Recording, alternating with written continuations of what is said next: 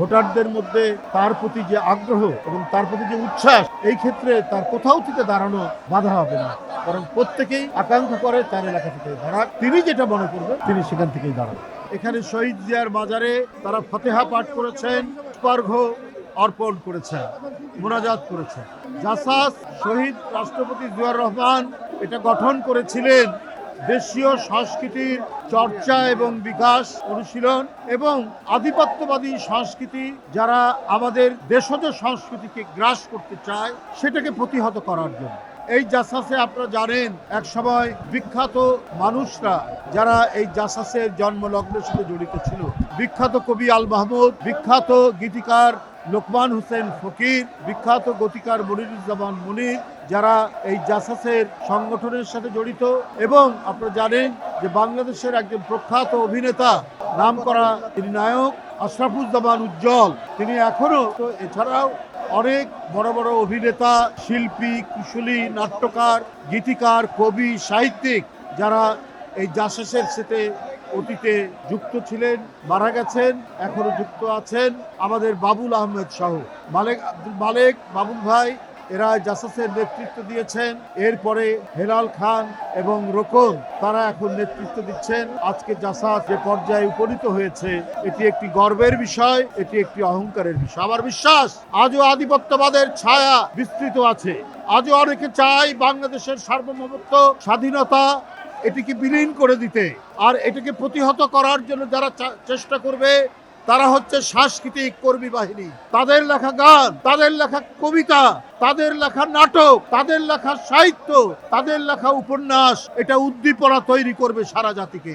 তাই বাংলাদেশি জাতি একটি অত্যন্ত শক্তিশালী জাতি। তার ইতিহাস, তার ঐতিহ্য, তার সংস্কৃতি এত মজবুত। আমাদের পদ্মা, মেঘনা, যমুনা, শীতলক্ষা এর মধ্যে দিয়ে গড়ে ওঠা আমাদের হাজার বছরের এই সংস্কৃতিকে পুরো আধিপত্যবাদী সংস্কৃতি এটাকে বিলীন করতে অতীতেও পারেনি, ভবিষ্যতেও পারবে না। আমি জাসাসের ৪৭তম প্রতিষ্ঠা বার্ষিকীতে আজকে এই অঙ্গীকারই আমরা করছি। আমাদের স্বাধীনতা সার্বভৌমত্ব রক্ষার্থে আধিপত্যবাদের যে থাবা, যে বক্তব্যটি দিয়েছেন বিএনপির ভারপ্রাপ্ত চেয়ারম্যান যেদিন দেশে এসেছেন সেই দিন ২৫শে ডিসেম্বর, এই থাবা প্রতিহত করা, এই থাবার বিরুদ্ধে পাল্টা জাতীয় সংস্কৃতি গড়ে তোলে এবং যেটি আন্তর্জাতিকভাবে অভিনন্দিত হবে, আন্তর্জাতিকভাবে সুনাম হবে, সেই আমাদের সাংস্কৃতিক ব্যক্তিত্ব গড়ে তুলবে জাতীয়তাবাদী সামাজিক সাংস্কৃতিক সংগঠন।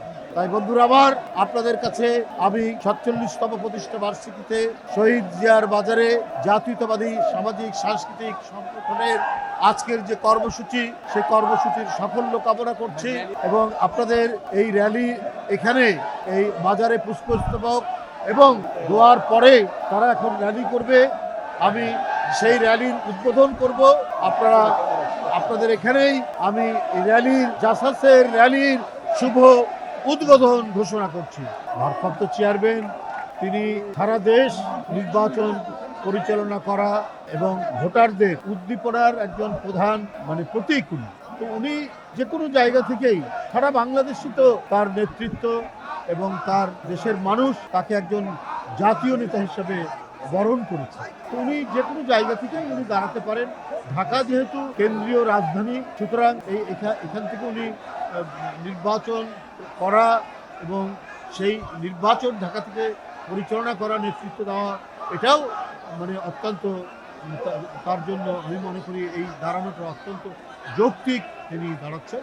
আর বগুড়া তো উনি দাঁড়াতেই পারেন। আপনারা জানেন ওখানে শহীদ জিয়ার তার জন্মভূমি, দেশনেত্রী বেগম খালেদা জিয়া তার স্বামীর বাড়ি, সেখান থেকে বহুবার তিনি জিতেছেন।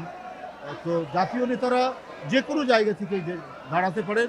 জনাব তারেক রহমান যেখান থেকেই মনে করবেন সেখান থেকেই তিনি দাঁড়াবেন, কারণ তার জনপ্রিয়তা, ভোটারদের মধ্যে তার প্রতি যে আগ্রহ এবং তার প্রতি যে উচ্ছ্বাস, সুতরাং এই ক্ষেত্রে তার কোথাও থেকে দাঁড়ানো হবে না, বাধা হবে না, বরং প্রত্যেকেই আকাঙ্ক্ষা করে তার এলাকা থেকে দাঁড়াক। তিনি যেটা মনে করবেন তিনি সেখান থেকেই দাঁড়ান।